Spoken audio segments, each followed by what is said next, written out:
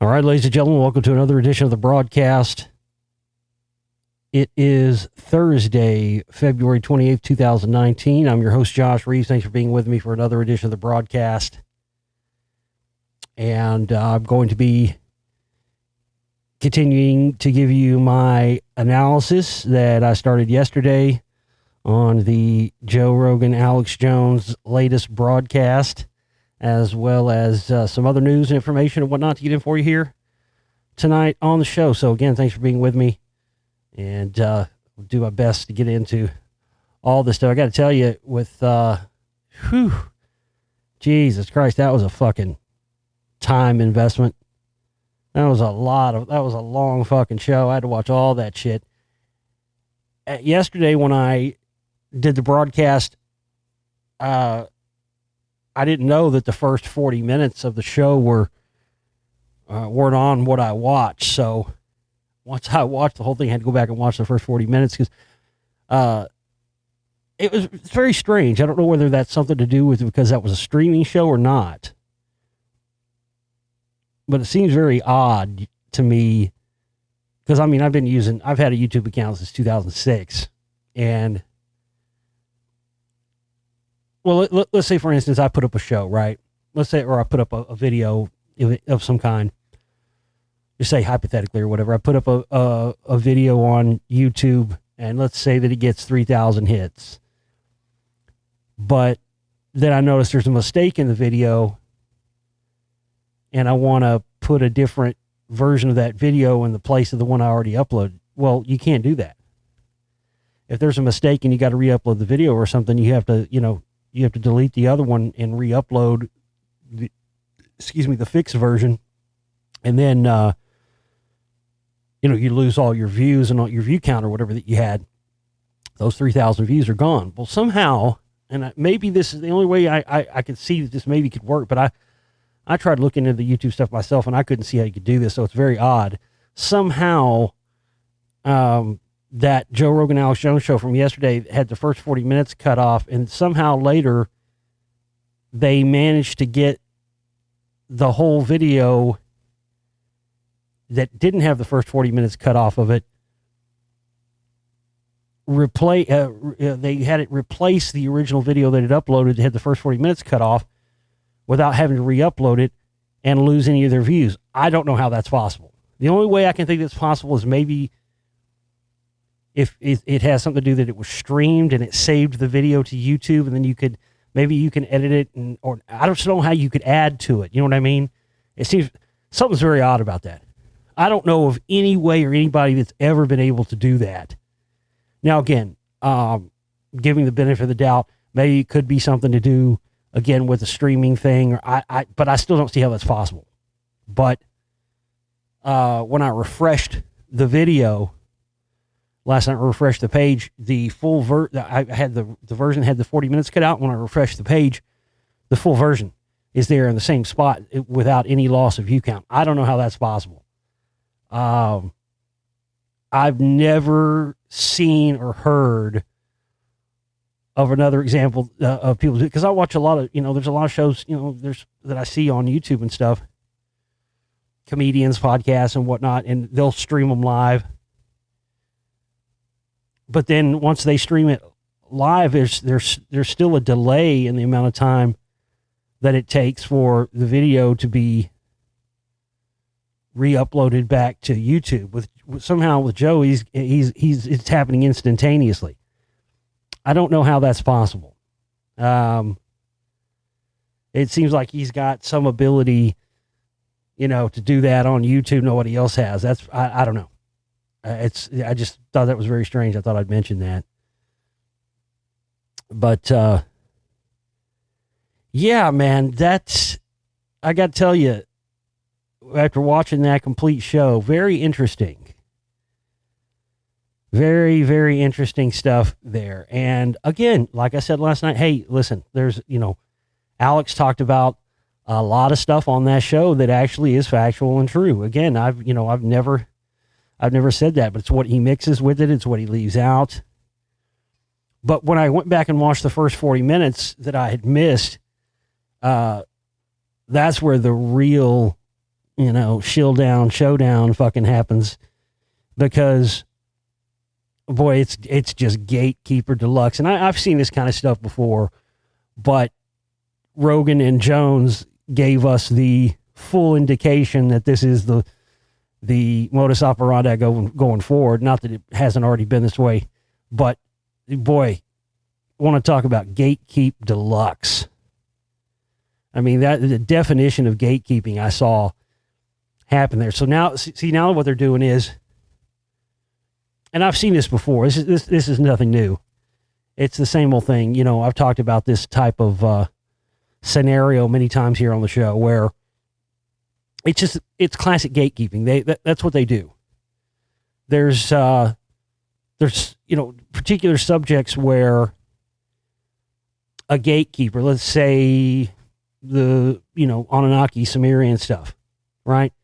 And you get a pre-established gatekeeper, let's say Zecharia Sitchin, and then if anyone comes with, once that person is established and becomes the quote unquote so-called expert on whatever particular topic, again in this case Anunnaki Sumerian stuff with Zecharia Sitchin, then if anyone else later comes with contradictory research or contradictory information or additional information or stuff that was left out by the gatekeeping person, then the consensus becomes, well, that can't be true. That's probably not true, because if it was true, then this person would have said that. And that's the classic gatekeeping scenario. And they do this with a variety of topics. With the Scientology topic, you've got, what's that guy's name? Tony Ortega. He's the Scientology gatekeeper guy. And he's attacked me several times. He doesn't know me from Adam, and I never said anything negative about the guy ever once until after I was on that UK TV Channel 5 show where they interviewed me, and he was on there too. And then after it came out and was released, he basically attacked me because because I talk about Scientology stuff that he will never bring up and discuss. He's their pre-approved gatekeeper. And then if anybody comes in with anything outside the realm and scope of what he talks about, then they try to shoot it down. And Alex Jones and Joe Rogan were doing this exact same thing yesterday. I expect you're going to see more of this now, because it seemed like they were creating a unified front where, because they kept talking about that a lot of people who are into conspiracies are schizophrenic, and that essentially now what they're doing is, anything that's off the reservation, because, Rogan's made fun of shit Alex Jones has talked about many times, and I'm sure he will again in the future. But while he's there and they're in the room together, all this stuff's going to continue. Because the one thing that you notice about Jones in that show yesterday is that Jones is not being the Alex Jones of InfoWars of it is just like it came out in his court cases. He used the defense multiple times that no reasonable person, this is exactly what his attorney said in court, ladies and gentlemen. You can go look this up. Alex Jones' own attorney said, quote, no reasonable person would believe anything that Alex Jones says on his show to be true or real. And that basically he's an actor and it's all an act. And what I noticed is when he was on that show yesterday, that all that was gone. It's very interesting.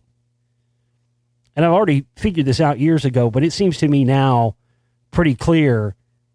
Well, obviously, if you listen to the stuff that Jones talked about in that show yesterday, and you listen close and you know what to listen for, clearly he let more cats out of the bag to indicate that he is what we thought he was for a long time, which he is a long time MK Ultra mind control victim via his dad and other family members and stuff. And he indicates a lot of that in the show. But it does seem that when he's on his show or whatever, there's some kind of switch that gets switched, and he goes into some other, you can see it. If you look in his eyes, you can see it.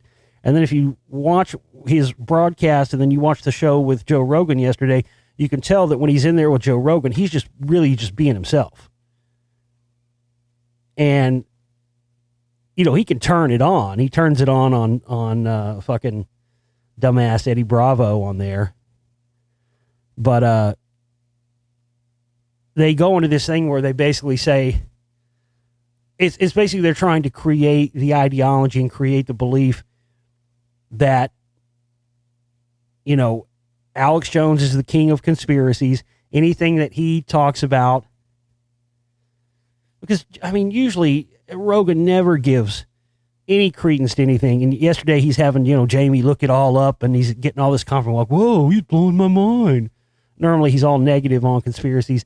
But it seems like lately, all of a sudden, he's been kind of trying to make it seem like he didn't quit talking about conspiracies to appease sponsors and, you know, all this, which of course he did. But this thing now where they're trying to create this idea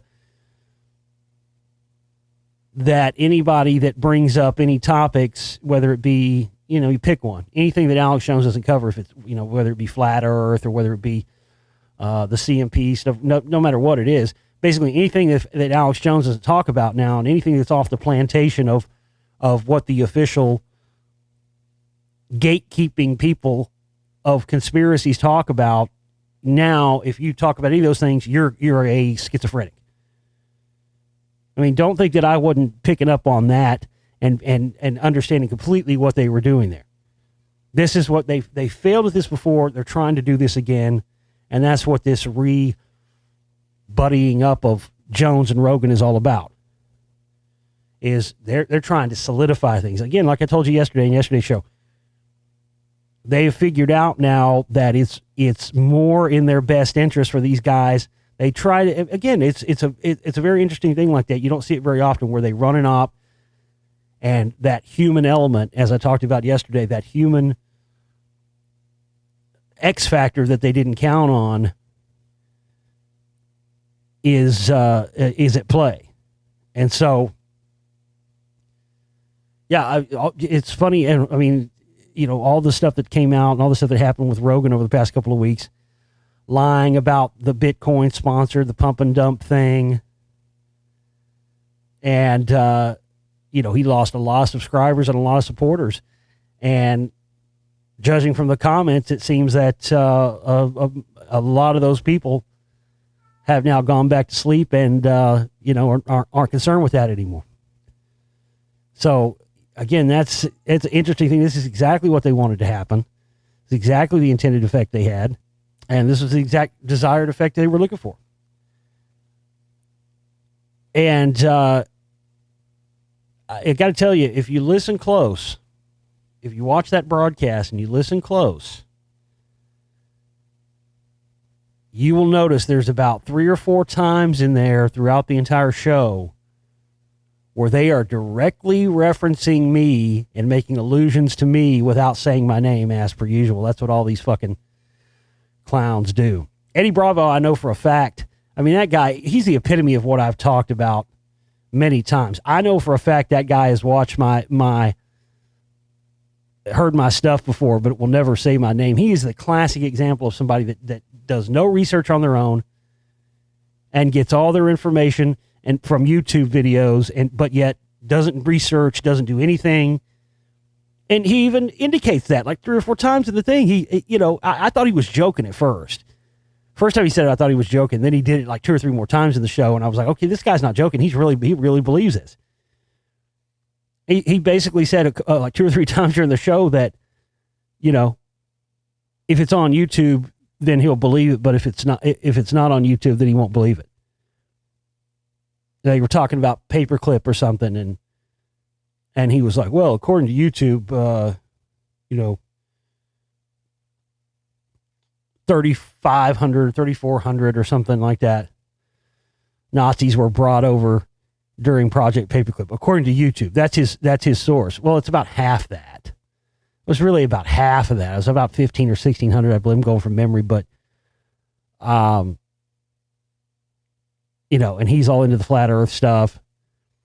And there's been several times where I've heard him I heard him on some show, and he was talking about the staged alien invasion stuff. Like he is the expert and the one bringing that information out, and he is word for word was quoting stuff from my show that nobody else has said but me. But yeah, these guys will never say my name because that's what they love to do. They're fully aware of my information, but they will never say my name because they don't want. They know they've known this for years. This is why they continue to keep me suppressed. I got messages over the past couple of days from the most recent shows, and I just covered this story not a week or two ago. I mean, barely even that long ago. But one of our listeners said that YouTube has blocked you or something. You're not in my news feed, but you're on notifications. And then, I linked to that article that I talked about. I barely even talked. It was barely a week ago that I talked about this. It was real recent shows. YouTube promises to stop recommending conspiracy theory videos. Even without Alex Jones, harmful conspiracy theory videos were running rampant on YouTube. Now the company says it's going to take action. In a blog post, YouTube said it would be making changes to its recommendations algorithm to explicitly deal with conspiracy theory videos. The company says the update will reduce the suggestions of borderline content and content that could misinform users in harmful ways. The YouTube clarified what kind of videos fit that description by providing 3 examples. Videos promoting a phony miracle cure for a serious illness, claiming the earth is flat, or making blatantly false claims about historic events like 9/11. The company clarifies that this content doesn't necessarily violate its community guidelines. That means that while the content may still exist on YouTube, the science algorithm will omit these videos from being recommended to its users. And this has already been happening, specifically to my videos. And, I started noticing it. Hey, listen, Joe Rogan, it's happening to him too. Because I'm not subscribed to his channel. But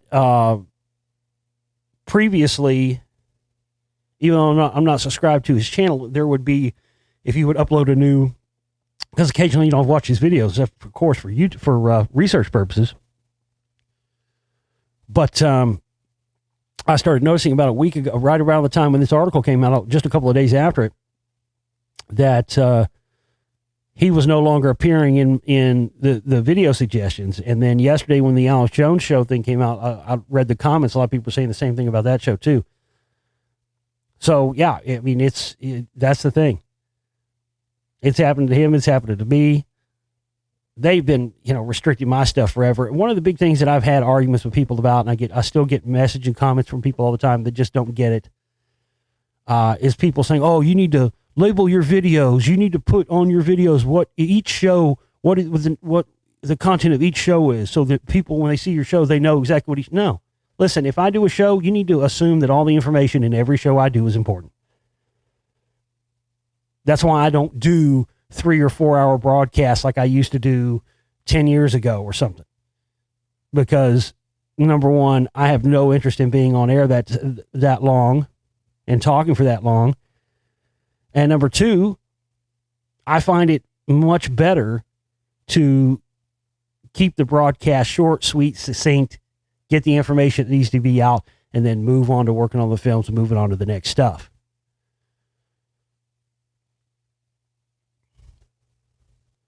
But yesterday, I had decided to put a little label on the show, just kind of to prove a point, and just to see kind of what happens, and to show people, what happened. And sure enough, as soon as I put in the description, full show, Jones versus Rogan coverage, normally I would just put full show or whatever. Immediately, as soon as I hit publish and hit save on the info, it wouldn't save. It said there's an error. Well, at first I had Alex Jones versus Joe Rogan in there. And then I went back and I took that out. I took out the first names. And when I took out the first names, to make it a little bit more ambiguous, boom, it worked. And it saved. And I've never seen anything like that happen. Their AI algorithms now at YouTube they're reading what you're typing in. Okay. This shit's gotten so much better than it was even 6 months ago that now you have to be, I've fucking known this ever since I've been on YouTube. I knew even before any of this started happening that putting, and that's what a lot of people have banked. See, they know now that a lot of people have banked and made their careers, their popularity, whatever, based on these, a lot of them are clickbait titles. And sensationalist titles. Well, they're cracking down on that now. To the point where if you put something in the title of your video and you're typing it in and putting the information in there and it's got keywords or something that they don't like or that their AI system doesn't like, it kicks it back before you even publish that motherfucker. It's crazy. It's one thing, we've all talked about this stuff for years. We've all known this stuff was coming. Now that it's being rolled out, of course, it shouldn't be a surprise to anyone, but it is still shocking and a little, unnerving to actually see this stuff, them employing this high level of excuse me, of AI and whatnot to combat, informational videos. And again, based on what I watched from that Joe Rogan Alex Jones show yesterday, it seems that, this is the doubling down. They're doing this, they're trying to act like it's one thing when it's completely another. And this is why, again, listen, I've tried to tell people still don't want to listen. If you want to, I only put these shows, started putting shows up on YouTube. I never put shows up on YouTube and never really used my YouTube channel that much until like about 2015. It was just kind of an afterthought. In a second, I'd upload stuff to there sometimes, but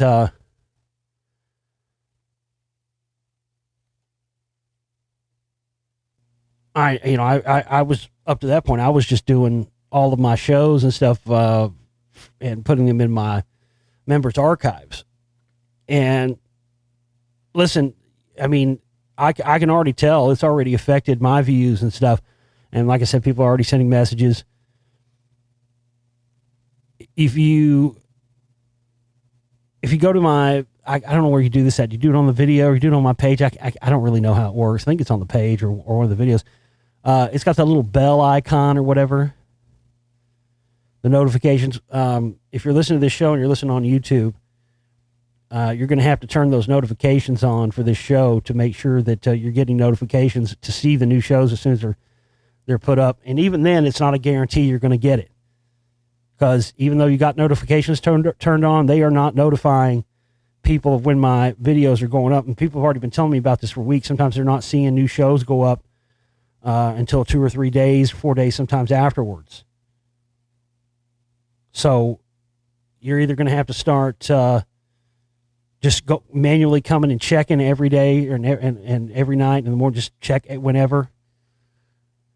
And if you are on our Global Reality Facebook page, as soon as the show goes up in the members' archives, within seconds of it going up in the members' archives, I post the link on the Global Reality Facebook page. So that's where the show is first. So if you want to get the shows, you want to ensure that you're going to get the shows as soon as they go up and as soon as they go out, you need to get a membership to my archives. You can go to my website, theglobalreality.com. And in the, I believe it's in the top right corner. Listen, I know my website's a shit show. My old webmaster went MIA on me a couple of years ago. After I get the new films out, I'm going to have a revamp of my website happen. But anyway, on the right-hand side of my website, theglobalreality.com, there's a button that says, under Radio Archives, it says subscribe. And if you click subscribe, then it takes you to the Podbean page where you can buy your membership.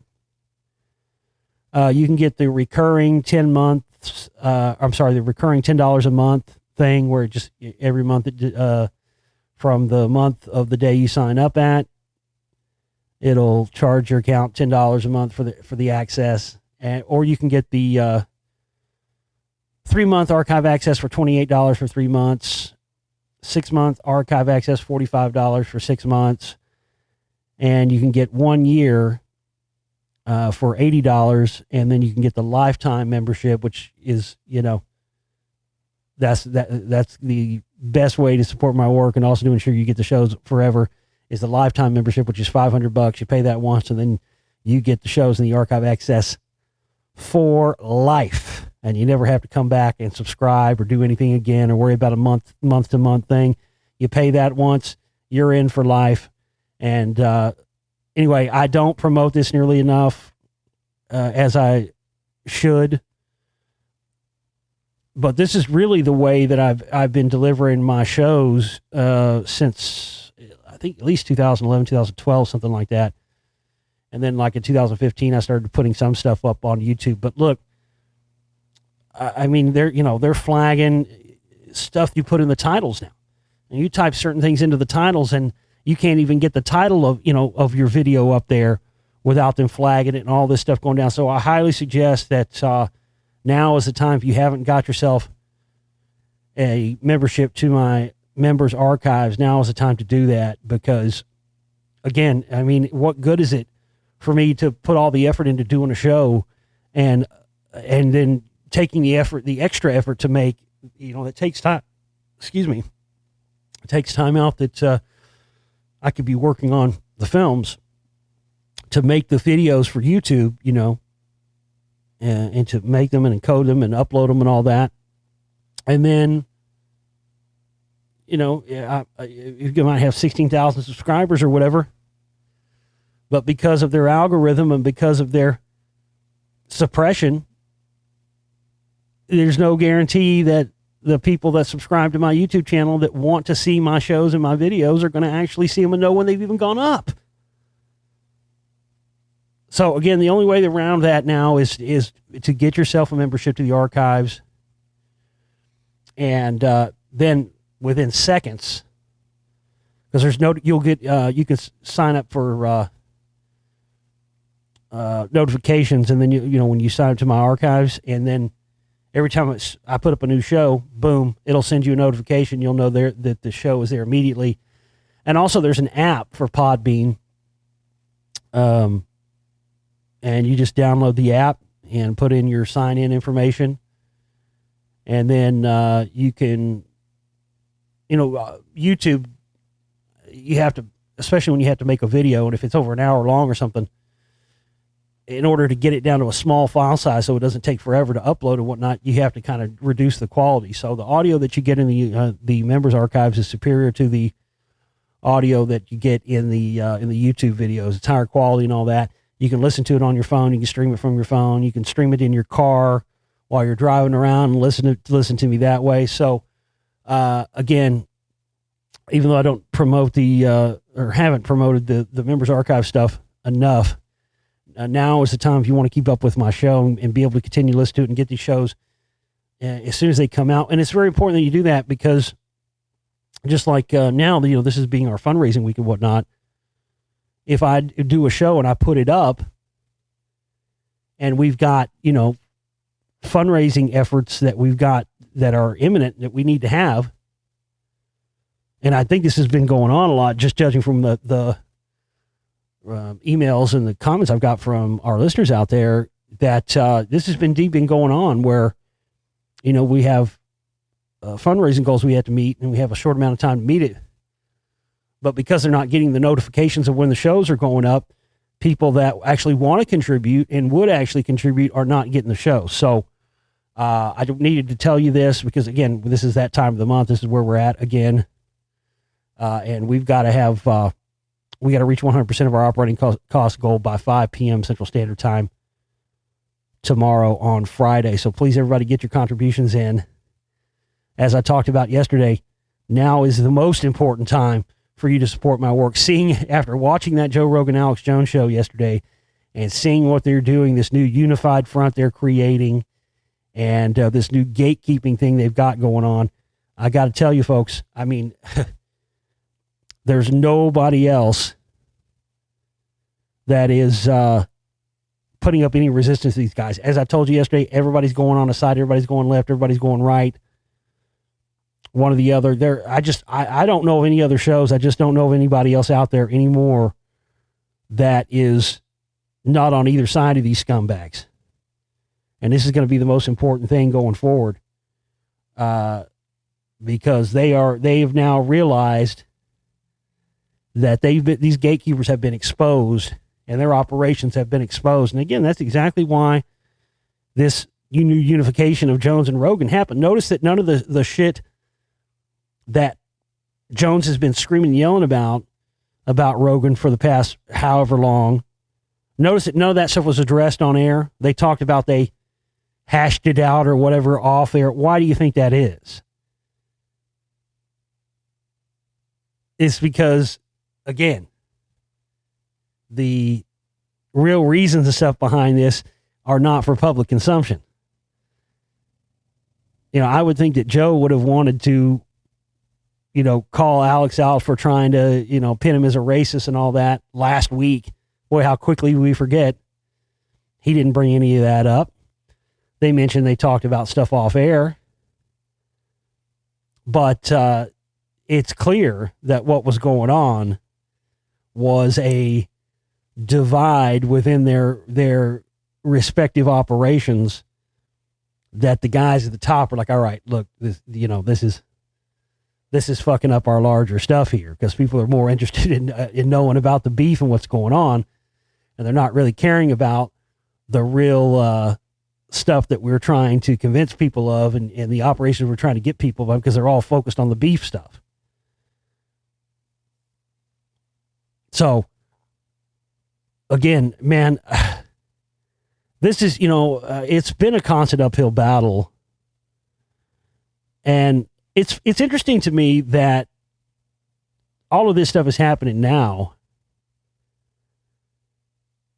when, there's kind of been a decline in the past couple of years. I think there's been a kind of a decline in the interest of conspiracy videos and whatnot, but it just seems like the timing of it's weird. I would have thought that this stuff would have happened back during the Obama administration more than it's happened now.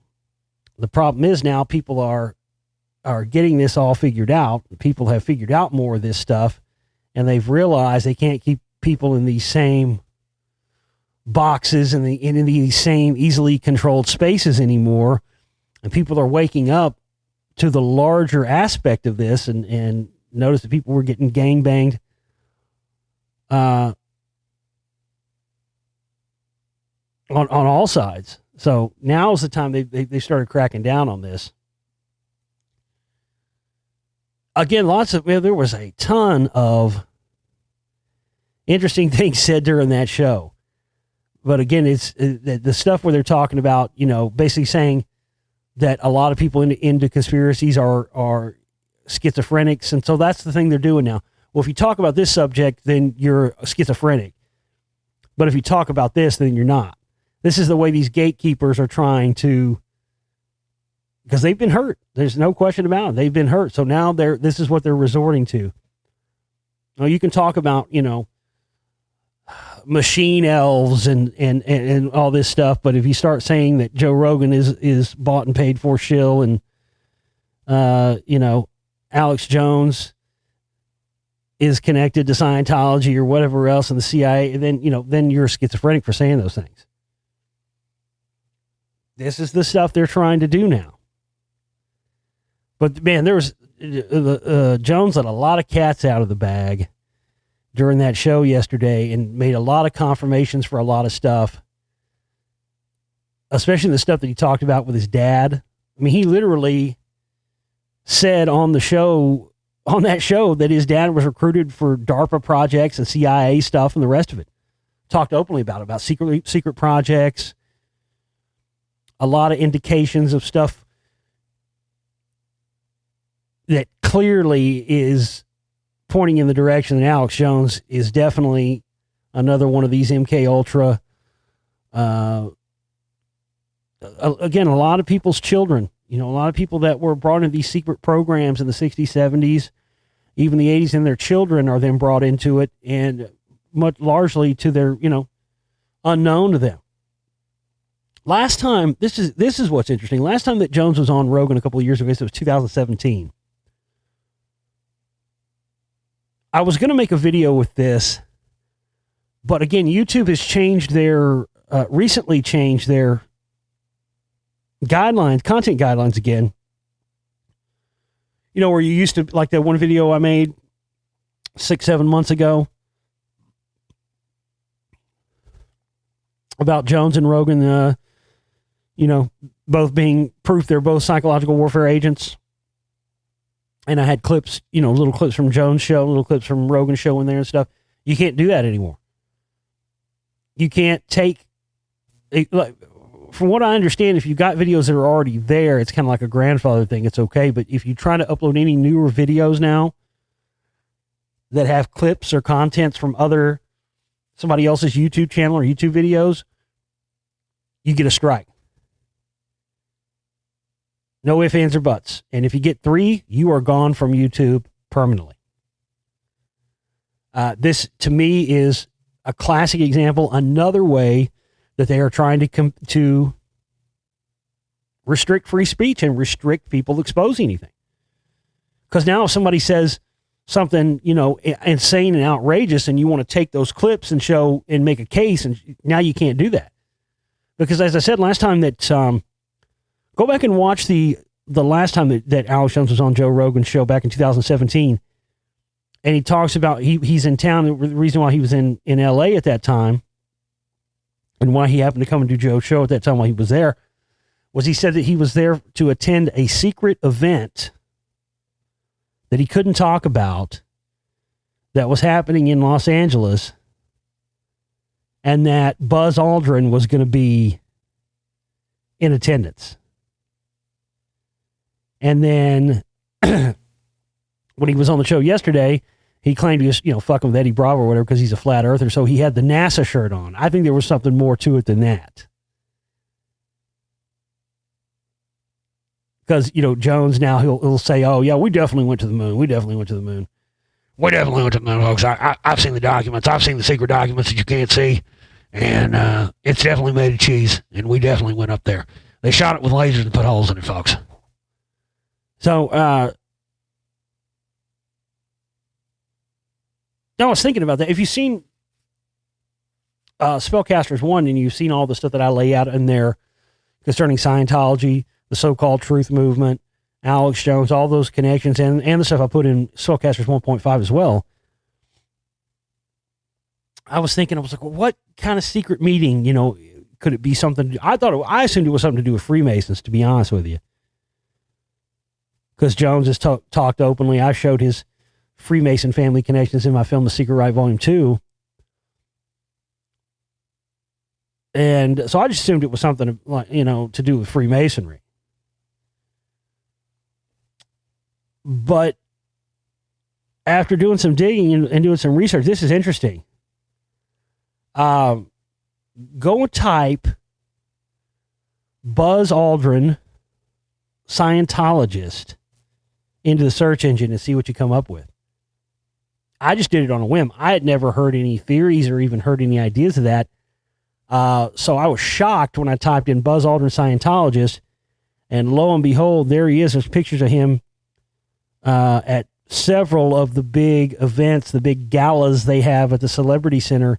I exposed several of those events in the Spellcasters Volume 1 that Jim Mars attended. He attended many of their big galas and their meetings, which, these events generally are closed off to anybody that isn't a Scientologist.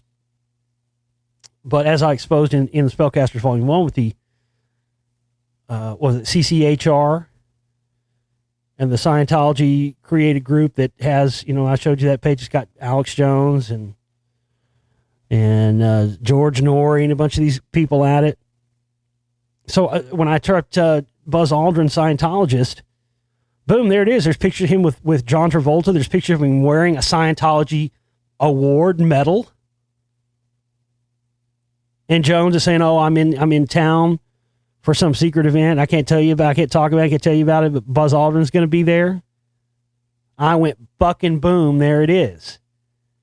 I had never even heard any of this. I mean, I knew Buzz Aldrin was a Freemason, but I had no idea that he's going to. I mean, go look for yourself. Type Buzz Aldrin Scientologist, and then go to Google Images. You'll see pictures of him with there's Travolta and Kelly Preston, and he's wearing the fucking Scientologist medal that they gave him and stuff. I mean, this is, now it all makes sense. And I noticed that Jones, at the end of the show yesterday, he threw in some reference to Scientology or something at the very end of the show. Again, notice how all this, he brought up Stubblebine too. Notice how all that stuff, he'll talk about certain elements of certain aspects of it and then not mention it again and not go in deep on it. They never want to bring up the stuff like I've told you about and I show in the film, like I talked about yesterday. They'll talk about, CIA, OSS stuff here and there as far as it serves their particular agenda of disinfo. But, no, they're not going to talk about L. Ron Hubbard and Sumner Redstone, from Viacom being in the OSS at the same time. And, because again, you start getting into too deep information, you're going to get deep enough to where you start finding stuff that exposes them. And that's what that show was all about yesterday. It was classic gatekeeping 101 to a T. And again, Jones let some interesting things slip in there. He talked about his grandfather being from here in Dallas, and that his grandfather knew Tom Landry, who used to be the old coach of the Dallas Cowboys back in the day. And, he'd always do a prayer with him and stuff. That's interesting because Tom Landry came up on my radar about 10 years or so ago when I was doing my initial research into the CMP and into the Secret Right films, because it even though I never found his name directly on a list, I'm about 99% sure, just from the stuff that I found and read. Actually, I think I did find something once that said he was in the CMP, and then it got erased from the web.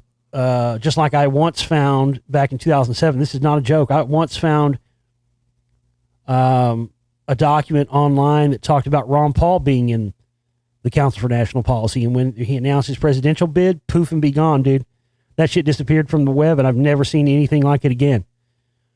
But Tom Landry was well known for leading the players. He'd make all the players do prayers at halftime before the games, even if they weren't Christians and whatnot. He was heavily ensconced. Tom Landry was heavily ensconced into the Republican right back when they had the Republican National Convention back here in the early 80s, when you had the whole Franklin scandal thing, and they had their stuff out there at South Fork Ranch, not far from where I used to live. And they were doing satanic rituals out there. I talked to a bunch of people local that lived around there at the time when the RNC happened, when they had their big party, where the Franklin scandal guy had all his, what was his name? Larry King, where he had all his fucking underage whores and pedo kids at and stuff. They had their big party out at South Fork Ranch where they filmed the show Dallas. It's on the outskirts of Dallas. He used to live not far from there. But I've talked to local and stuff who heard, they heard weird stuff coming out of the woods back when that was going on. They found evidence of satanic rituals out in the woods close to that place after that. So yeah, just again, another piece of the puzzle there, with him talking about his grandpa being in with Tom Landry. And again, I already knew all the stuff about that. And of course the connections with, I've talked about this too, with the Hunt brothers. And we know that they were the ones that put up the startup money for the CMP, and they have been, they were instrumental. Lamar Hunt, I mean, wasn't it like the AFC Championship trophy or something like that? It's called the Lamar Hunt Trophy. That's why. I mean, the organized crime, the Hunt brothers, I mean, all these guys were instrumental in the creation of the National Football League. So it's fascinating. And these connections, again, these still exist today.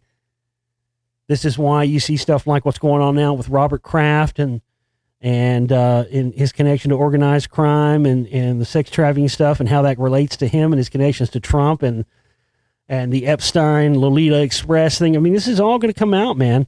But like I said before, these guys are trying to convince you that all this pedophile stuff is all coming from the left, and it's all being done by Podesta and Clinton and the rest of it. And just like I showed you in the Secret Right Volume 2, man, these guys, notice how none of these people that want to, they'll talk all day about this pedo stuff and blame it on the left. And Jones even used to talk about it a little bit. Notice how nobody wants to talk about Johnny Gosch anymore?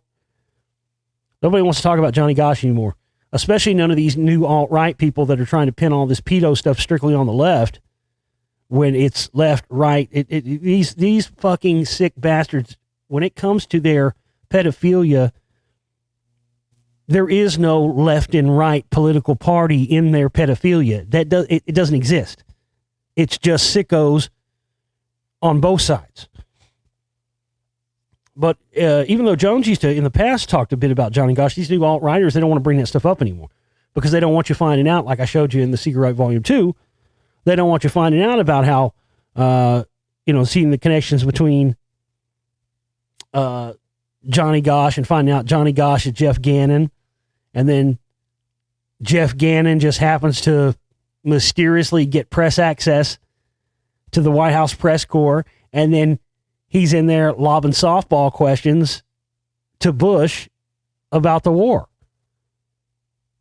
They kidnapped him, put him into the sex slave ring, and then, as an adult, put him into the political spectrum to serve their agenda. And none of these new jacks that have only come on the scene the past couple of years that want to talk about Pizzagate and the rest of this crap, none of these people want to talk about Johnny Gosch. They don't want to talk about Jeff Gannon. They want to bring that stuff up because it's the smoking gun that connects directly to the pedo stuff and proves beyond any shadow of doubt, especially when you look at the Franklin cover-up and stuff I mentioned there previously with Larry King and all that stuff. I mean, it's there. And of course, the stuff I talked about with Hunter S. Thompson and his filming of this sick stuff going on at Bohemian Grove. That guy was not a hero. I'm sorry to have to admit that. I used to love Hunter S. Thompson too. The guy was not a hero. Okay. The guy was undoubtedly a CIA asset. He was in with the powers that be. And as I've told you before, the whole gonzo journalism thing was the origination of fake news. And Joe Rogan, I've noticed that Joe Rogan, he doesn't have the fist, doesn't wear the fist shirt anymore, doesn't have the microphone thing with the gonzo thing. He had that for a long time. He has, over the past year or so, he doesn't have that anymore because people have figured this out. But I did hear Jones again running that same disinfo shit about fucking adrenochrome on the show yesterday. Again, that was completely made up by Hunter S. Thompson. It's complete fiction. Adrenochrome exists, but it is not, the elite are not fucking harvesting adrenal glands from children because they're addicted to adrenochrome, because adrenochrome, even though it's real, in terms of having any effect or being some sort of psychoactive drug, dude, it's total bullshit. I'm thinking about ordering some off online. and just doing it live on video and putting it up and going, look, motherfuckers, can you shut up about this now? This shit's fake. You can buy adrenochrome online. It's not even a scheduled drug, ladies and gentlemen. You can buy it. But again, that just shows you right there, and it goes back to the point I was making way back in 2011 in The Secret Right Volume 2, when I showed the connection to Jones and the whole Johnny Gosh thing and the connections to fucking Hunter S. Thompson. And he knew, Hunter S. Thompson knew, he was in the inside. I mean, I put those clips, I think, I put some of those clips in Secret Right Volume 2 where he's talking about, where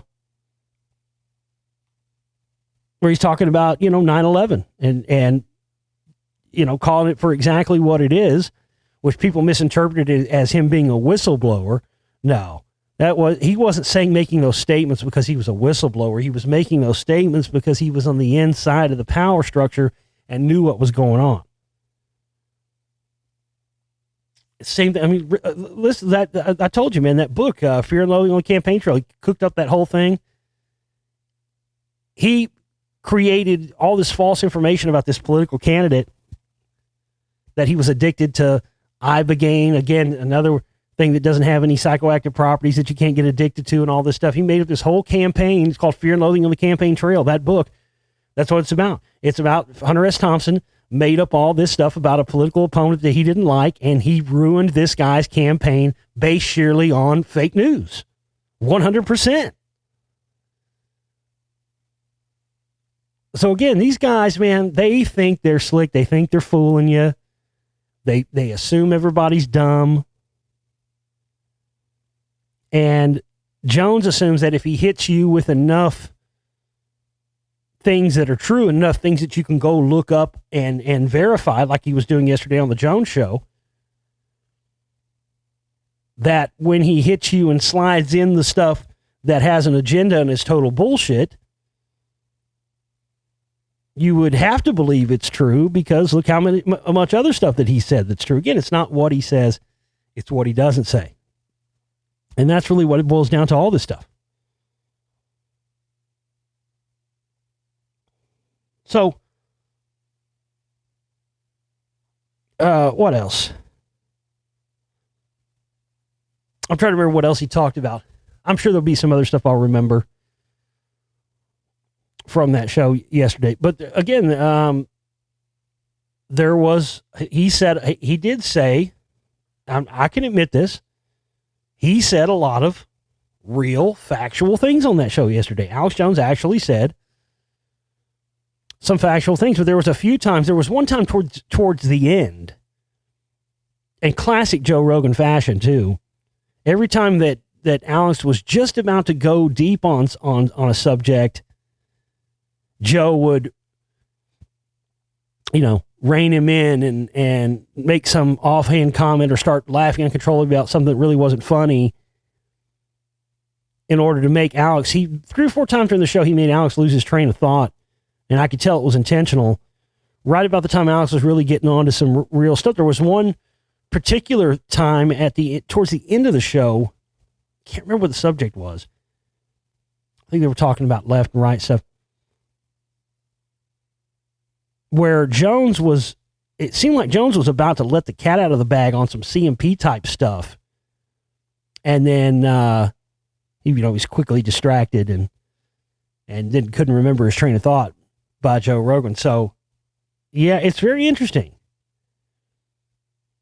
Joe seems to have some sort, I know that people tend to think that in the Alex Jones versus, or not really the versus thing, not like the war between them, the phony war or anything, but I mean, just as far as like them individually, I think people would tend to think that Jones would be the alpha in that situation. But man, looking at yesterday, I'm starting to think Joe is more of a mind control handler than we've previously thought he is. I mean, he was really reining Jones in. It seemed like he had some sort of real mental control over Jones that was really inexplicable. I mean, it really was. I was like, oh, shit. See, Jones doesn't have somebody around him on the regular that's trained in these arts of, controlling and reining in somebody who's one of these MK Ultra guys who's just, full tilt on 10 all the time. And I think in the past, possibly even his ex-wife, Violet Jones, possibly even her. I've thought that about her for a long time. I don't think Jones has anybody anymore in his direct circle that is one of these people that can rein in and control his out of control, mind control persona. And to see the way that Joe did that on that show yesterday, it was really unbelievable. Like, wow. I've never seen anybody that can wrangle in Jones like that. Just drop of a hat, he can wrangle him in. That was really unbelievable to me. And, it's kind of strange that it seemed like the show was going a certain direction until they brought Eddie Bravo in. I don't think Eddie Bravo is a shill. I don't think he is working for any government agency. I don't think he's CIA or anything like that at all. No, he's just a dumbass. Sorry, Eddie. I hate to have to say it. He just, he's never done his own research. It's crystal clear on that. He gets everything he knows. He repeats from YouTube videos he's heard. And he has no discernment between disinformation and real information. He just takes everything and runs with it. And, look it up on YouTube. Again, that's what that does, though, whether it's intentional or not, whether he's an agent or not. What that does is it creates this mindset where you get people who are even stupider than he is and even more easily led. And then they just take up the traits and characteristics of that person. That's what people do. They, it goes back to the instinctive thing from, when humans were living out in the wild and stuff, we would just, whoever the male was, the dominant male of the tribe or whatever, that's who the younger people would follow and model themselves after. And now that same sort of thing, it's still ingrained into us, naturally going back to our animal instinct days, is now being exploited and used by people who are on YouTube and on whatever else in order to get people on their side of the agenda. So, yeah, I mean, it was a very interesting broadcast. Jones let a lot of cats out of the bag. If you know what to listen for and you know what you're hearing for, he told, he talked about, listen, man, I spent a lot of time around Rockwall, and, I lived and went to school one town over from Rockwall for many, many years. I don't know where Jones is coming up. I've heard him talk about this before. I don't know where he's coming up with this stuff about, devil worshippers, Satanists in Rockwall and stuff. I mean, especially back then when he lived there, it was much, much, much smaller and more rural than it is now. But it's always been, a Christian Bible thumper town to the extreme. I don't know. I have doubts about his claims that,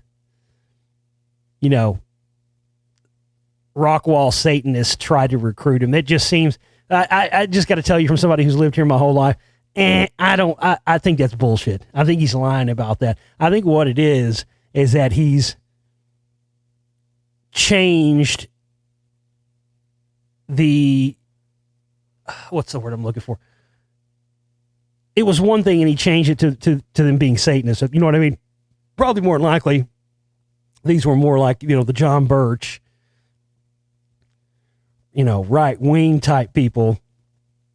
But because he doesn't want, he's not going to burn those people, he'll just say, well, the Satanists, the devil worshippers tried to, I'm telling you, man, if the one place I can pretty much be assured of, maybe now, maybe not, but definitely not then. Maybe now there would be. I can't speak for it now, but back then, definitely I can say back then when it was small and rural like that, there There wasn't any devil worshippers, especially not any that were elites driving BMWs and shit. You know that story he told? Oh, yeah, you like screwing my daughter? I screw her too. Join us and you get all the tail. It's so fake and concocted. What a fake and concocted story. Again, I don't doubt there's some truth to it. But he's concealing the real truths and adding in other things to make this, to make this story up or whatever. But, I kept wanting Eddie Bravo to choke him out. It was pretty funny. I have to say, though, his demeanor on that show and the way that he acted on that show versus the way you see that switch get flipped and he goes into the, I don't know what you want to call it. It's almost like the Dr. Jekyll and Mr. Hyde, Incredible Hulk thing, I see it now more than I ever have after watching that show yesterday. You can tell that there's some sort of MK Ultra switch that gets flipped when he's on the air, when he's in his own studio, because in that show yesterday, he seemed more like a regular guy until he started getting off of the reservation some, and then Rogan, the mind control handler, started reeling him back in. So, yeah, fascinating stuff, man. Real fascinating stuff. I got to tell you, that was a really, really fascinating show to watch because, it really, I think, has shown us a different side to this, and it's shown that, again, when these kind of wars and things happen between their bought and paid for controlled chills, and it starts happening to the point where it's affecting their overall agenda, they got to step in and put the kibosh on it. That's clear. That's exactly what they did with that, because they never, any of this, all the stuff that the whole war between them was about was not discussed or mulled over on air. They indicated a couple of times that they did all their discussions about that stuff off air. Well, everything else has been public, right? All the stuff Jones said was all public. Rogan didn't respond back too much, but the stuff that he did, was public. But so that's what's interesting. So this was a public feud, right? If it wasn't a public feud, it wasn't intended to be a public feud, then Jones would have never had to have gone on air and talk about all this stuff. So if it's a public feud, I think most people's assumption was that him going on that show yesterday was going to be the public hashing out of this ongoing war that's been going on. But that didn't happen. That's not what we got. All of that stuff got hashed out off air.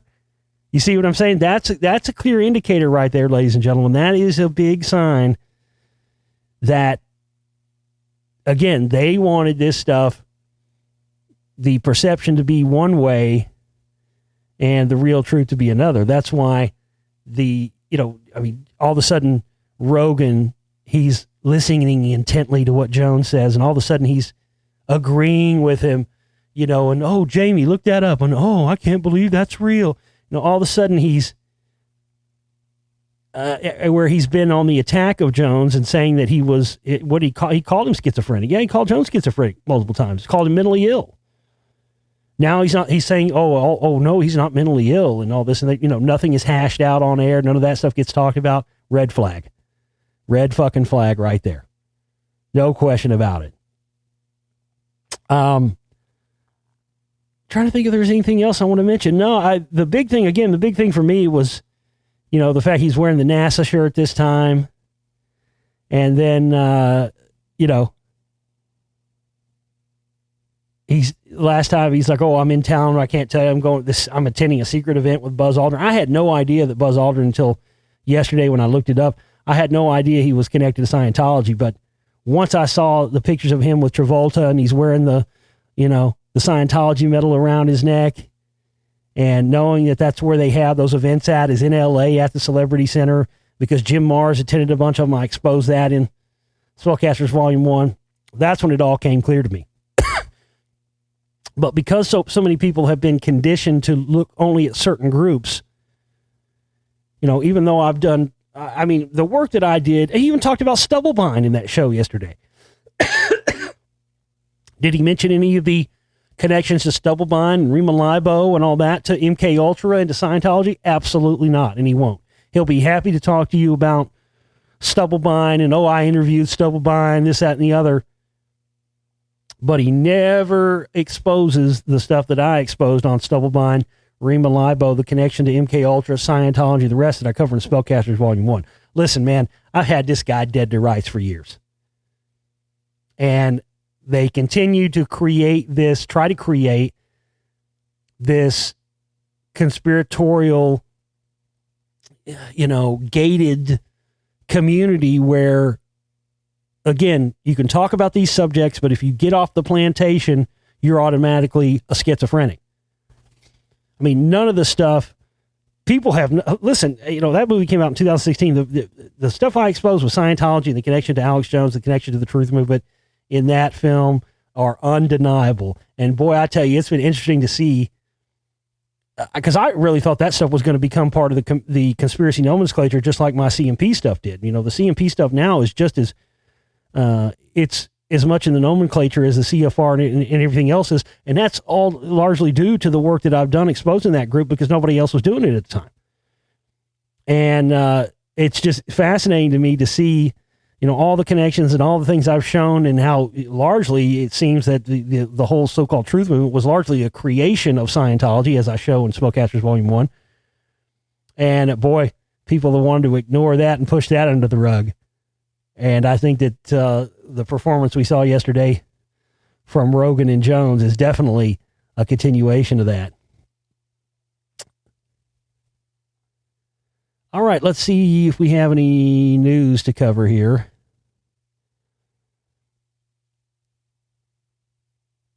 There's a reason why women come out after the fact. Drake's father voices support for his good friend R. Kelly and adds that Jussie Smollett has been misunderstood. Well, listen, this again proved me right again. I don't think I've talked about this on the show, but I was telling somebody a couple of weeks ago when the Grammys were on that, mark my words, the next R. Kelly is going to be Drake.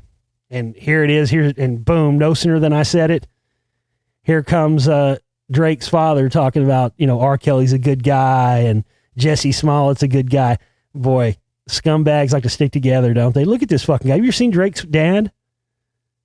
He looks like a cast extra from, I don't know, any 1970s blaxploitation film you can pick. Superfly, fucking any of them. He straight up looks like a fucking extra from a blaxploitation film. He's got the big thick mustache, purple pimp jacket, and the pimp hat on. Guaranteed that guy's a scumbag. But yeah, Drake, mark my words, Drake's the next R. Kelly. He's selling lots of records and he's hot right now, so they're protecting him.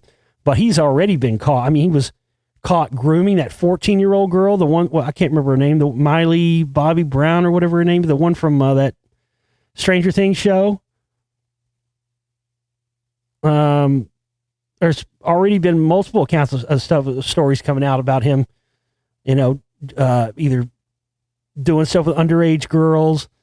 But again, just like R. Kelly, people largely ignored it for many years because he was selling records. Mark my words, it's going to come out. It may take 10 years, it may take 20 years, but eventually Drake's going to be the next R. Kelly. Once he's done selling records and once they've milked him dry and he's not hot anymore, then you'll start seeing that come out. Another prediction I got for you that I think is going to be coming soon. There's a lot of rumblings going around that a major UK music star, a much beloved major, music legend, someone who's been in the industry for a long time, is going to be getting, Me Too'd or whatever, male Me Too'd sometime coming up soon. And I believe it's Elton John. Whoever this person is has been accused of groping men in bathrooms and stuff. I think it's kind of convenient that he announced his farewell tour not too long ago. They got the biopic coming out this year. So there you go. There's my prediction. Just remember I said this. If it comes out, remember I said this, because remember when I predicted that Charlie Sheen was going to come out and say he had AIDS? Remember that? And it happened. That was pretty fucking big. I got to pat myself on the back for that. That was pretty fucking good. Not that it's a reach that Charlie Sheen would have AIDS, but like I literally on the show said it's going to happen, and a week later it happened. So that's my latest one there. I think I could be wrong. I'll say that. But I believe sometime this year you're going to hear some stuff coming out about Elton John being a scumbag. That's my prediction. That's what I think is going to happen. Oh, this is hilarious. How a tip from the health department about suitcases piling up at a spa began a month-long investigation that uncovered a $20 million global sex trafficking ring that led to Robert Kraft's solicitation charge. Now, this is hilarious. Operation is said to have involved as much as $20 million in cash and was reportedly run between Florida, New York, and China. This is hilarious. So you mean to tell me that this whole thing got blown wide open because some, fucking where there's smoke, there's fire thinking person came along, went to the quote unquote massage parlor and was like, oh, that seems odd. Why is there all these cash carrying briefcases stocked up over here? They had so much fucking money going through that motherfucker that the guys that were bringing in suitcases full of cash for services and for the sex trafficking, they couldn't even fit them all in the fucking dumpster, ladies and gentlemen. These guys were just coming with briefcases full of money and just dropping off briefcases full of cash. And if you've seen the place where the spa's at, it's a little tiny little strip mall type place. These motherfuckers had so much cash coming in that they just had empty suitcases that carried the cash. They couldn't fit them all in the dumpster, so they were just stacked up at the spa. So some person came in, thinking with that where there's smoke, there's fire logic is, oh, wait a minute here. Why are there a bunch of, discarded suitcases at a rub and tug? That's hilarious. That's what fucking blew the whole thing fucking open. You dumb motherfuckers couldn't dispose of the cash briefcases, or couldn't dispose of them fast enough that they wouldn't all fit in the fucking dumpster because there were so many of them and so much cash coming through there. They couldn't hide all of the fucking cash briefcases. Holy shit, that's fucking hilarious. That is fucking funny. God damn. Oh, man. Do you notice, too, another thing I noticed yesterday on that show, is how Jones was trying to back away from, he's been doing this for a while, but he's trying to back away from Trump and act like he wasn't 100%. He was like, well, I was skeptical about Trump at first. I didn't know if he was going to do good or not. That's total bullshit, dude. He was actively campaigning for Trump to get elected for like 2 years on his show. He had I covered that in Spellcasters 1. He had Farrakhan on there, and they were fucking, Farrakhan was proselytizing for Trump too, and then I showed you the connections between Scientology and Farrakhan and all that in there. Not a coincidence. Again, man, these guys fucking know. That's why I've become such a problem for them. That's why I've become such a problem, because, again, one person, me. It's not like there's been a whole bunch of other people out there pointing out the stuff that I pointed out in Spellcasters Volume 1. There hasn't been anybody else. But just me as one person has had such an effect on their operations that now at every turn they're having to try to counteract this stuff. I mean, it's unbelievable. Just like I told you yesterday, ladies and gentlemen, this is why it's more important than ever that you support my work, and not just a little bit here and there. We need major support. Again, we've got operating costs that are coming up due tomorrow. We got to reach 100% of our operating cost goal by 5 p.m. Central Standard Time tomorrow. Just listen, everybody out there that can contribute $100, please contribute $100. If 15 people contribute $100, we'll be at 100%. If one person contributes 500, another person contributes 500, whatever, 5 people contribute 100. Go and check all the perks and all the stuff we have on the operating cost fundraising page as well. And I'm getting very close to having the Spellcaster Reform 2 out sometime in the next 4 or 5 days. But again, it can't happen if we go under and lose our studio and lose all that if we don't reach our operating cost goal by tomorrow. The needle has not moved yet. I've been doing shows all week asking for the needle to move. It hasn't moved, so we need that motherfucker to move tomorrow. Again, these guys are spending millions of dollars to combat my work. It only takes, a couple of $1,000s a month for us to run all our operations, and we are fucking hitting and killing these guys on a shoestring. Imagine what we could do if we had a nice budget to work with. Imagine what I could do if I didn't have to worry about the operating costs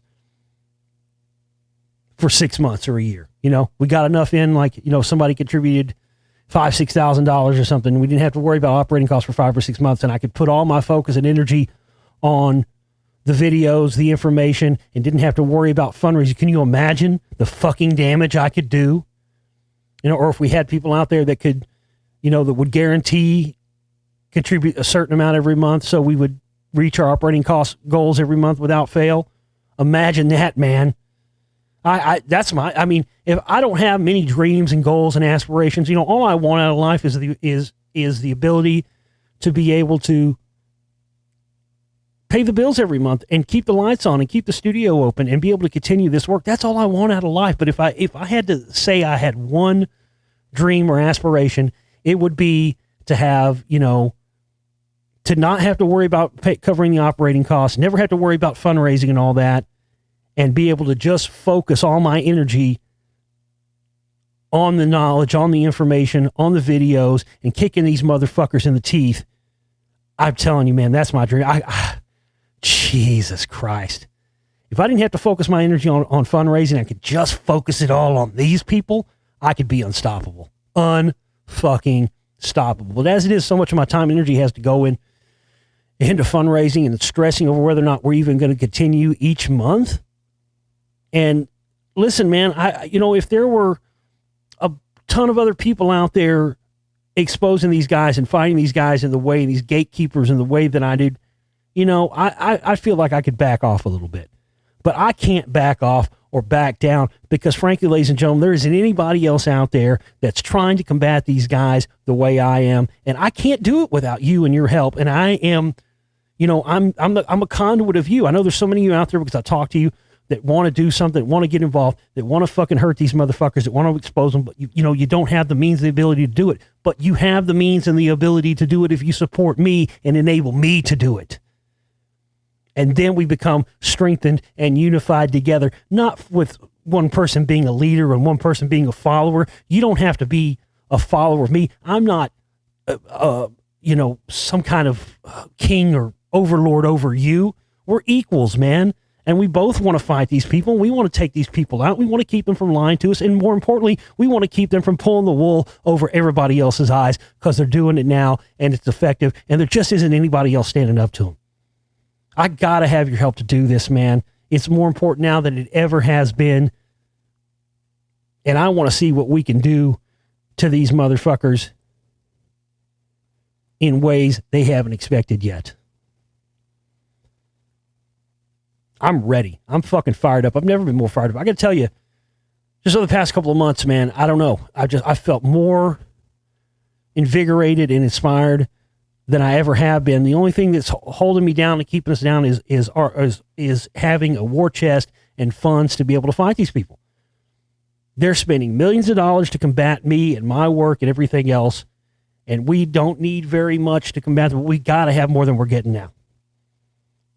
So please don't let us go under tomorrow, over the smallest minute amount of money, because if there were 100 other people or 20 other people trying to fight these fuckers the way I am, I feel like I could step aside, or I could, step to the background a little bit. I can't step to the background. I can't step away, man.